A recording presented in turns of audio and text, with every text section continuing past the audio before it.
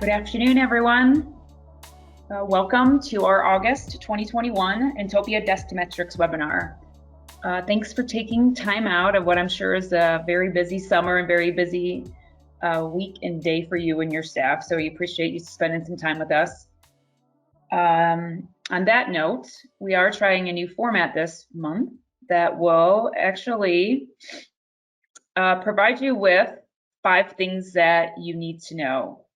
And we're doing this in order to provide you with a concise overview of the hot topics that we want to bring to your attention, and we'll try to do so within the first 15 minutes.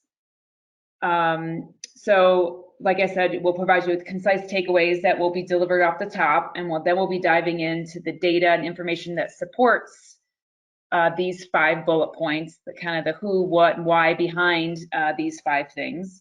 If you've attended DestiMetrics webinars in the past, the remaining 45 minutes will look pretty familiar, but want to try this format where we can give you the most important things off the top. We hope that you will stay for the first 15 along with the remainder of the 45 minutes of the 60-minute webinar as we update you on destination travel and what we're seeing. So just quickly, introductions. So I'm Katie Barnes, Strategic Account Manager here at Inntopia. We've got Tom Foley, SVP of Business Process and Analytics, also at Inntopia. And then we're excited to have a guest speaker today, Chris Romer, who's the President and CEO of the Vail Valley Partnership.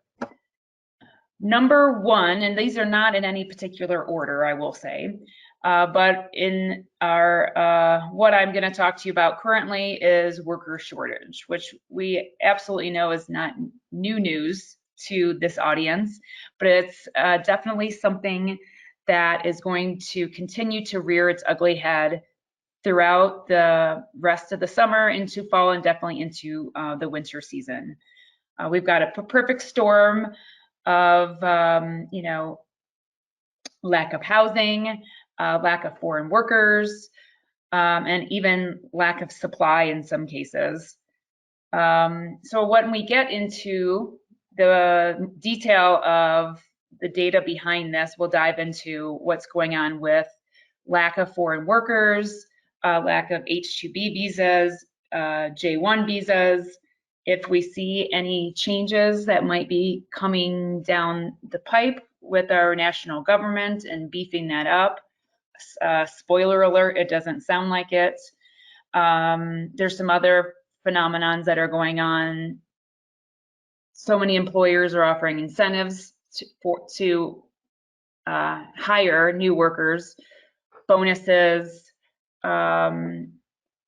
higher hourly wages, et cetera, is actually causing now what they're saying is a quitting phenomenon, where people are leaving current jobs and moving to more appealing new jobs. So lots to contend with. But anyway, no quick and easy solution at the moment, but definitely keeping our eye on that. So that's number 1. I'm going to move over to Tom to talk about number 2 and 3, 4, and 5.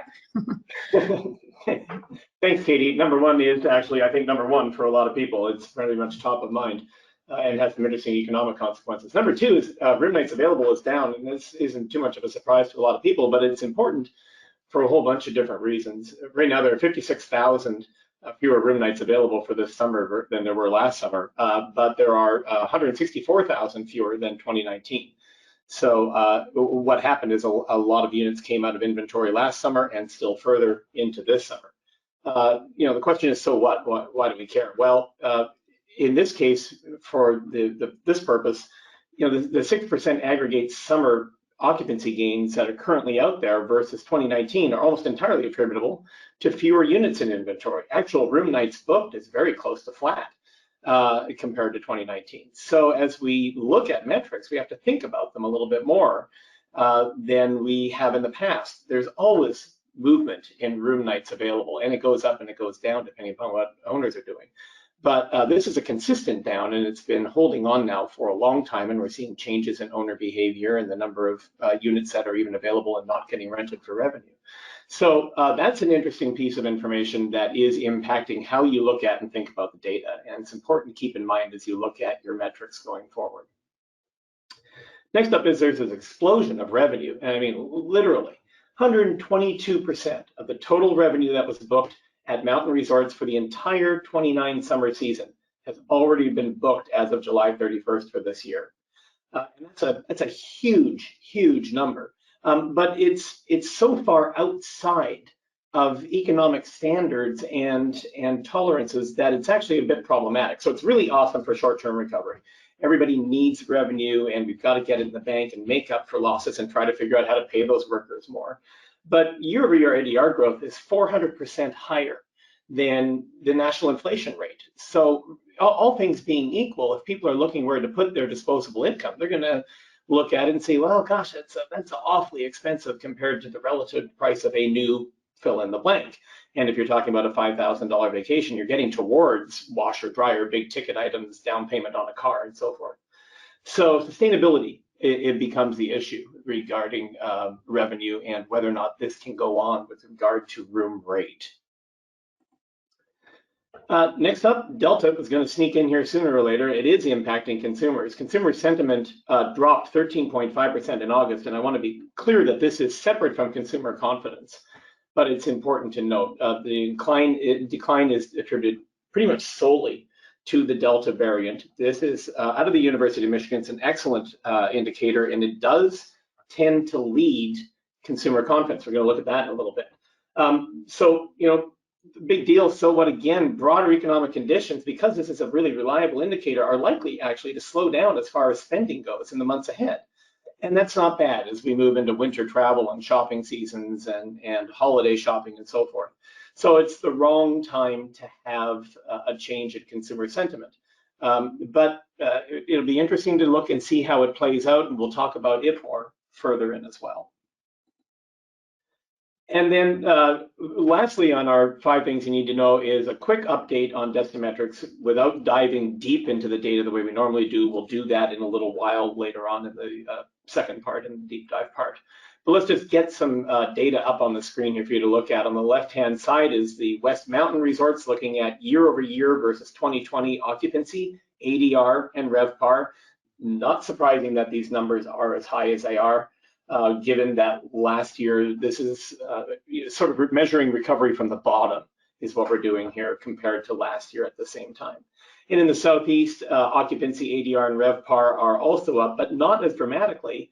And that's because in the Southeast, they recovered very quickly. They reopened very dramatically, as we've talked about in other webinars. And they were already pumping along by this time last summer, whereas the mountains were being more cautious.